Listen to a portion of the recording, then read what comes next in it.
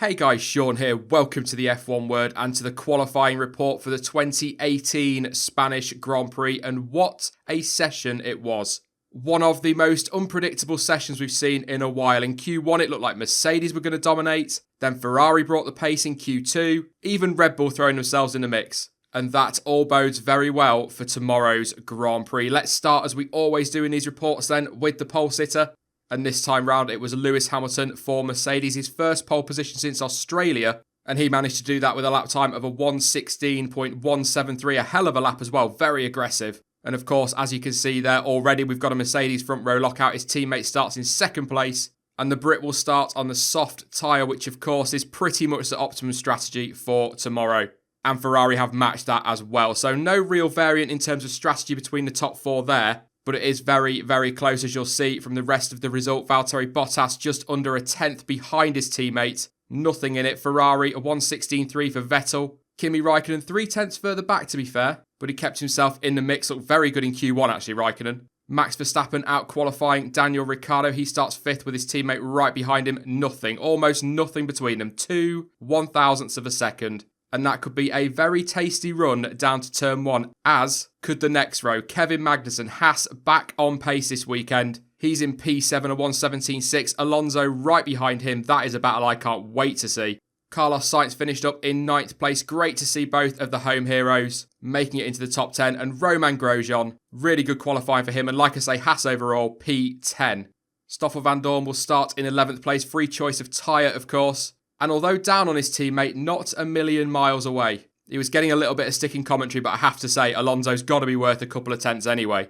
Gasly starts a solid P12 for Toro Rosso. Esteban Ocon, of course, my weekend one to watch, in 13th place. Charles Leclerc definitely appears to have settled down for Sauber. He will be starting in 14th. Sergio Perez in the second Force India is down in 15th. Nico Hülkenberg, he reportedly had a fuel pressure problem in qualifying. That meant he ended up going out in Q1 and therefore will start in 16th place. That guy just cannot get any luck. Marcus Ericsson starts 17th for Sauber. A thoroughly miserable weekend so far for Williams. Despite their updates, the pace is clearly not there. Sergei Sorokin, he qualified in 18th, but obviously will start further back because of his 3-place penalty, which he's carried over from Baku. Lance Stroll 19th, he crashed out in Q1. And Brendon Hartley didn't set a time following a huge crash in FP3. And although it's not technically a qualifying talking point, that is where I'm going to start. So during today's third practice session, Brendon Hartley was on his way up to turn 9, got a wheel on the grass and spun out, hitting the wall extremely hard on the exit of turn 9. Massive crash. He did get out the car, was absolutely fine following all the medical checks, but the car certainly was not. In fact, the car was falling to pieces as it was being lifted away by the tractor, the gearbox falling out the back of the car. Ripped the car to pieces. Huge crash, it really was.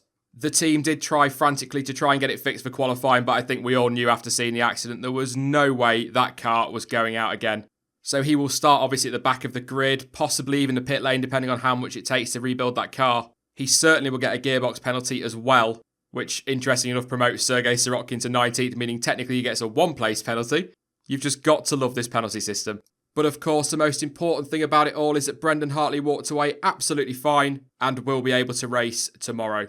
Another talking point then that isn't really anything to do with qualifying, but I do need to mention it, and that is that Ferrari's halo mirror winglets, that's a mouthful, will be taken off the car from Monaco onwards. Now, the mirrors themselves are legal. Where they're positioned is absolutely fine, but the attached aero is not legal, and the FIA have deemed it so and have instructed Ferrari to make sure they are off for the next race.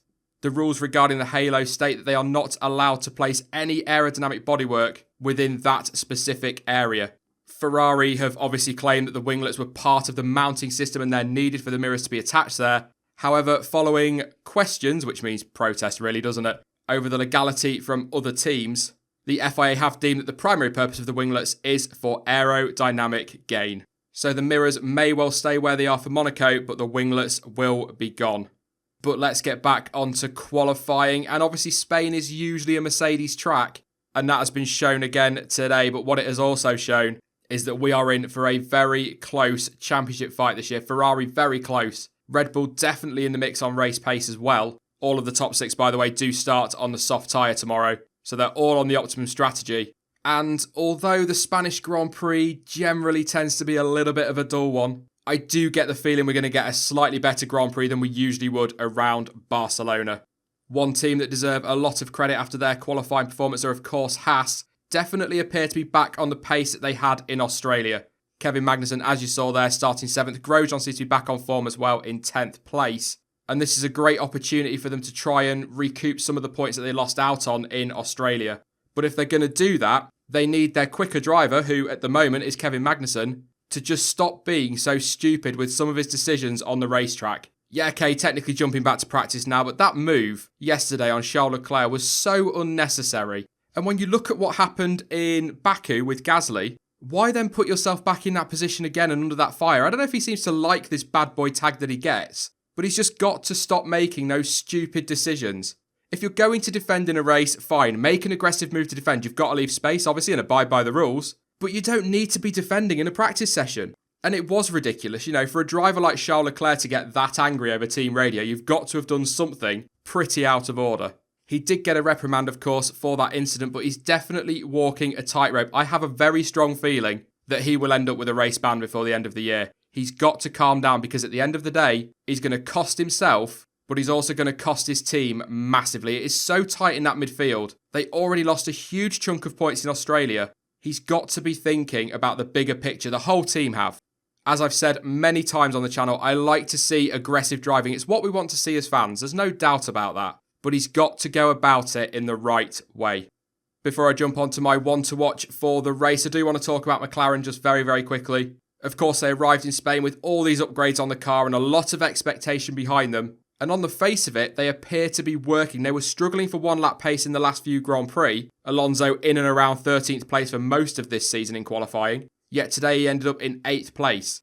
Now, whether that comes down to the fact that it's his home track so he knows it very well and maybe conditions playing into McLaren's favour, obviously the team have got a lot of data as well, that's all going to play a part. But having watched that car out on track and looking at the lap times over the weekend, it definitely looks quicker, so a step in the right direction for McLaren.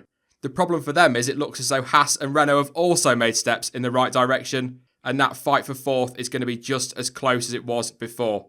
And that all leads us on nicely to my one to watch for the race. Obviously, Esteban Ocon was my one to watch for the weekend, but I am going to go with Fernando Alonso for this one. The reason for that is pretty much what I've been saying all season. If he nails qualifying, based on the McLaren race pace and the difference he makes, he could be challenging for top-end points.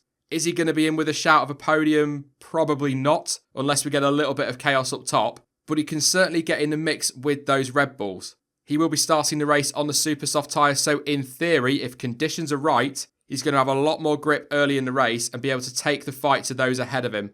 Obviously, strategy will be key in the race. It's Barcelona, we don't get a lot of overtaking there. But having watched him throughout practice and then seeing where he starts in the race, I've just got a good feeling for Fernando Alonso this weekend. So, who do you think will win the 2018 Spanish Grand Prix and what is your top 3? Let me know your thoughts in the comment section down below. I will be back tomorrow shortly after the race finishes, probably around about an hour and a half to be fair, for the live race debrief. In the meantime, now you can follow me on social media. Links to Twitter, Instagram, Facebook and to Discord are all in the description down below. But as ever, thank you for watching. I've been Sean. This has been the F1 Word, and until next time, goodbye.